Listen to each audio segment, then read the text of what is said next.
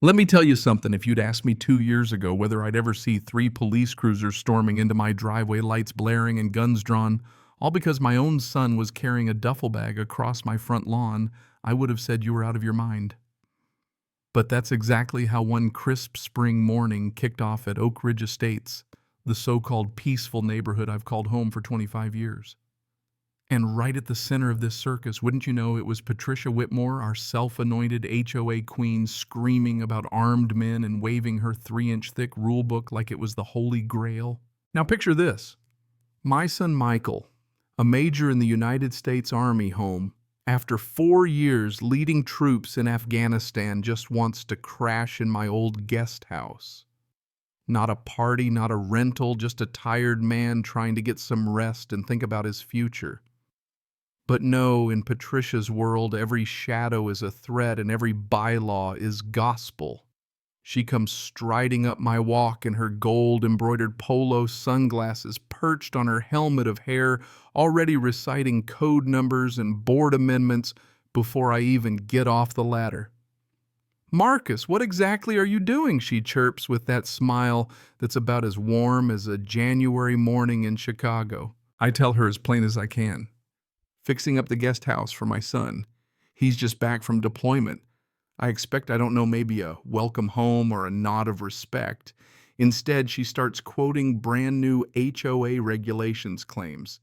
"Every living space on my property needs board approval, wants proof. Michael's my son," and hands me a stack of paperwork. Like I'm running a hotel. Like she owns the land my wife and I bought back when Michael was just a kid. I gotta admit, it rattled me at first. You know what I mean? Patricia's got this way of turning the smallest thing into a federal case. She's fined people for basketball hoops for garden gnomes. Heck, she once tried to ban a guy from flying the American flag because it was too large. I used to think if I kept my nose clean, kept the grass cut, paid my dues, I could steer clear of her drama. But apparently just breathing on my own property is enough to make me public enemy number one. So I called an attorney. Jessica Quinn, sharp as a tack, seen every HOA trick in the book. She takes one look at Patricia's violation notice and laughs. "This is classic overreach," she says. "They can't make you get permission for your own son to stay in a legal structure, especially one built before these rules existed, and denying him because of his age or military status. That's flirting with federal discrimination." But Patricia doesn't care about the law. She cares about control. The next day, I wake up to a fresh notice duct taped to the guest house, daily fines, threats of liens, all signed with her looping signature. Michael's not even home yet, and we're already at DEFCON 2. The day he lands, I swear I've never been prouder. He steps through that airport gate taller and stronger, but with lines on his face that weren't there before. War'll do that to a person. The first person to welcome him home is Rosa Martinez, my neighbor, whose husband fought in Vietnam. She pulls Michael into a hug, then leans in and warns him, "You watch out for that Whitmore woman. She's got a list and you're on it." Classic Rosa. Well, Rosa drops a bombshell over dinner. Patricia, it turns out, used to work as a legal secretary, fired for altering documents at a big law firm. She's got just enough knowledge to sound official, but not enough to stay out of trouble. Michael listens cool and collected. "She's dangerous," he says, "but she's sloppy." And that's when we start documenting everything, every email, every thread, every time Patricia circles the block with those binoculars around her neck like she's the NSA. You want a twist? Here's one. Patricia, not satisfied with just the paperwork, starts creating her own fake amendments, slides them into HOA newsletters, claims they were previously approved. Except the fonts don't match, the language is off, and I find the same new rule with 3 different dates. She's making up regulations to target Michael, literally inventing reasons to kick him out. It all boils over at an emergency HOA meeting. The room's packed more people than I've ever seen at one of these snooze fests. Patricia stands up there ranting about security risks and unknown men. That's when Michael walks in wearing his full army dress uniform, ribbons and medals shining. The whole place goes silent. Even Patricia can't keep her act together. Then Sheriff Deacon walks in. A guy who used to serve under Michael overseas. He snaps a salute, calls him Major, And all of a sudden, Patricia realizes she's picked a fight with the wrong family. Michael calmly asks the board who exactly reported all these security concerns. Jim Parker, city councilman, and Patricia's little lapdog says the complaints were anonymous. Before anyone can get comfortable, Patricia drops her final card calls. The cops claims Michael is armed while fixing our fence. Cops show up, hands on their holsters, and for a split second I see it all going sideways. My son, a decorated officer, being treated like a criminal on his own land because someone thinks a tape measure is a gun. Deacon diffuses it, but it's a close call. Patricia just stands there, arms folded, acting like she saved the world. And if you think she was done, think again. That night our cameras catch her sneaking around the guest house, trying the doors, peeking in windows.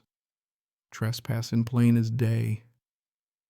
Jessica files a police report and Sheriff Deacon tells us she's crossed a line now. This isn't HOA drama anymore. This is criminal. Next morning there's a news story. Patricia, feeding a friendly reporter, claims veterans like Michael pose a security risk to the community. The photo makes him look dangerous, not heroic. Rosa's furious, says it's a smear job. Calls her niece Diane a real reporter who comes out and interviews Michael and other vets. Diane does her homework, uncovers Patricia's whole pattern of harassment and bogus rule changes, even finds proof she's working with real estate developers to force people out and sell their homes for a tidy profit. That's the big reveal, the one that blows the lid off everything. Jim Parker, racked by guilt, hands us a flash drive with emails showing Patricia's been plotting with developers for years. The plan: harass homeowners with fines, make life unbearable, force us to sell cheap, then cash in big when they flip the neighborhood for high-density condos. With evidence in hand, the DA opens a criminal investigation. Patricia panics, starts forging legal documents, tries to slap an emergency injunction on Michael, claiming PTSD makes him a threat. But Michael, who literally specializes in treating combat trauma, walks into court, lays out his credentials, and Jessica exposes Patricia's schemes from forged amendments to real estate collusion. Judge Thompson, Vietnam vet himself, sees right through Patricia, denies her injunction, slaps a cease and desist on her, and refers her for criminal charges. The next morning, Patricia snaps rants about military installations and satellite surveillance on my lawn has to be taken away for a mental health evaluation. It's sad, honestly, but a relief, too. Rosa organizes a backyard meeting. Neighbors swap stories. And for the first time in years, folks start talking like friends instead of suspects. Michael proposes reforms, term limits, public bylaws, open meetings, and Rosa is elected interim chair. The new HOA is born, run on transparency and actual service. A month later, Patricia is facing charges. The development scheme is dead. Michael gets new orders, headed to the Pentagon to work on veteran programs, leaving behind a memorial garden he designed and a community that's finally healing. The guest house is open to other vets who need a soft landing. And me, I realize that bullies only win when we let them, but when we stand together, their power melts away. The most satisfying victory isn't just beating them, it's seeing your neighbors turn into friends.